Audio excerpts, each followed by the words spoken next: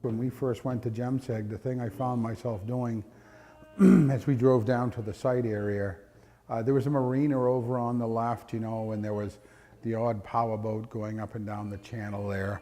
But the far shoreline is still the Grand Lake Meadows, and very sort of primordial looking, you know, river edge there, to be perfectly honest.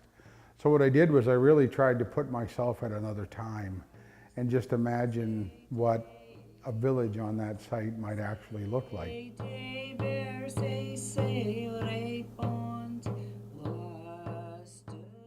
I remember it was a very sort of like one of those late summer days. It was warm and sunny, and there were frogs and snakes. And I remember, and all sorts of wildlife and critters, and the river was flowing by. It was beautiful. But I remember being struck by that feeling that something's coming. And in a sense, you know, that this whole system was going to be so impacted.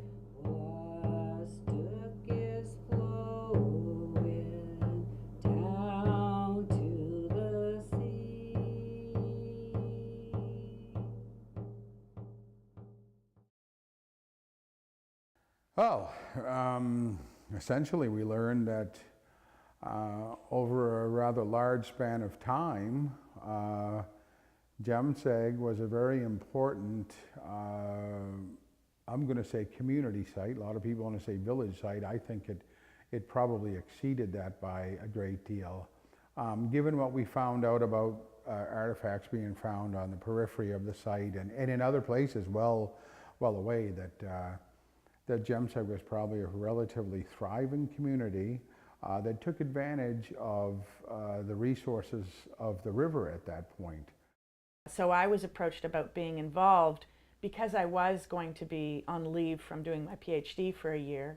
And so it was sort of framed to me that there was this site, it was fairly shallow, it would be fairly straightforward to work on, and there would be this really exciting opportunity to collaborate with First Nations communities and individuals in the work. Essentially, from the DOT point of view, their objective was to finish the highway and put in the 4-lane highway.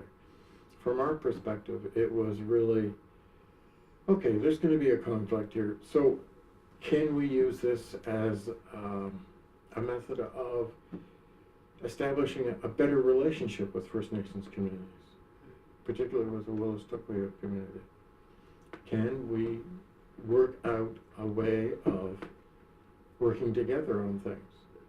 There hasn't ever really been a good relationship between archaeologists and Indigenous people, and a lot of it has to do with the fact that it's non-Indigenous people that are digging up that past and learning and interpreting. And it's my contention that we should be in charge of our story, especially here in New Brunswick. We're not under glass, we're still living people.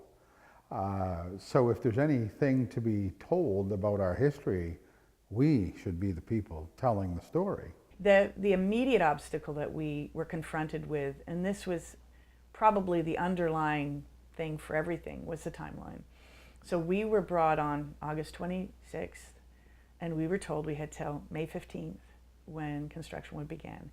Well, this seems like a long time, except that we have a Canadian winter in the middle of all of that.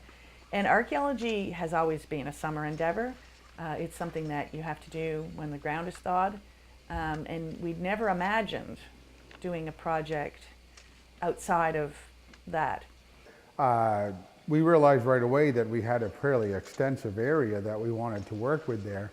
And we also had some logistic issues of the dig going into the winter time.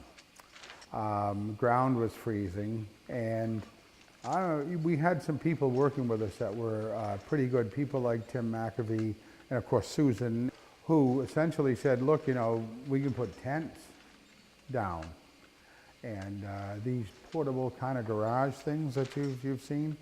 So we ended up getting them with large construction heaters and that sort of thing and thawing ground out and then trying to do proper archaeological work over an area. So you can imagine we sort of have to put the tents down and work on a particular area and then move the tent some and thaw the ground and work on another area. In the previous model of working, it was kind of black and white. I mean, archaeologists were doing it and then giving the results to the community, as opposed to it's the community who are responsible for it, and it's their history. And so you can see that throughout the project there was a greater involvement on behalf of the community in their history, rather than an archaeologist giving it to them.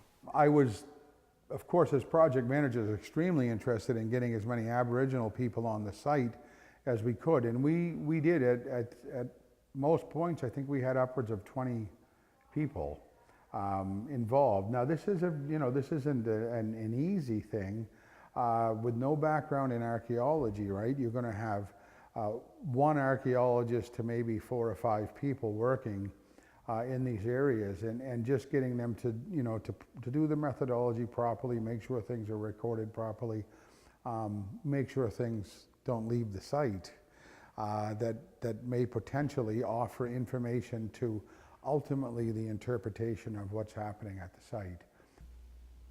We hired from First Nations community. So we over the next month or so, we went from our plans of having a crew of 12 to 15 to a crew of 125, 75% of which were from First Nations communities. And so we hired the other 25% were people who had archaeological background, but were also open to this kind of rethink. And so instead of making those people supervisors and the First Nations people crew, we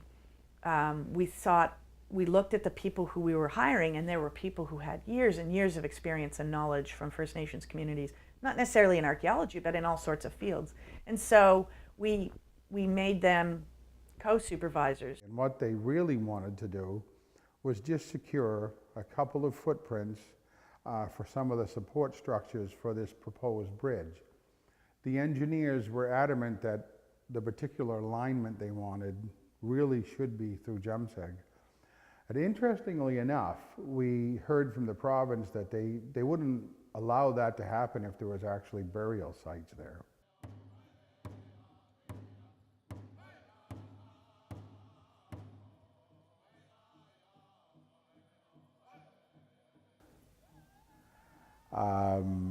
I remember saying that on behalf of Kingsclere First Nation, I did not think that that was a burial. And I remember Karen Purley from Tobic saying, I think it's a burial. And immediately deciding that I had to agree with Karen. I wasn't going to make an argument that it wasn't. And so Susan, of course, had to make that decision, of shutting down pretty much what we were doing. Unfortunately, when it came to an end, it was pretty much just pack our stuff up and go home.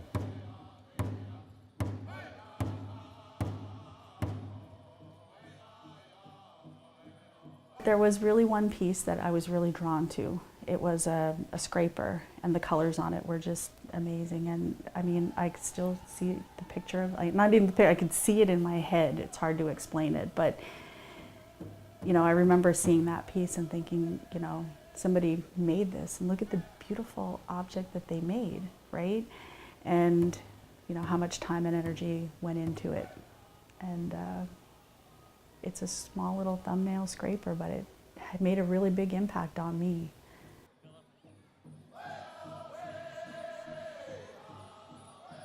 But if you think about standing on the shoreline of an ancient river and pick up an artifact that was made by your ancestor, right? It physically ties you into the land. It's this incredible spiritual feeling of I'm here, we're still here. It just gives authenticity to all the stories of your ancient presence on the land.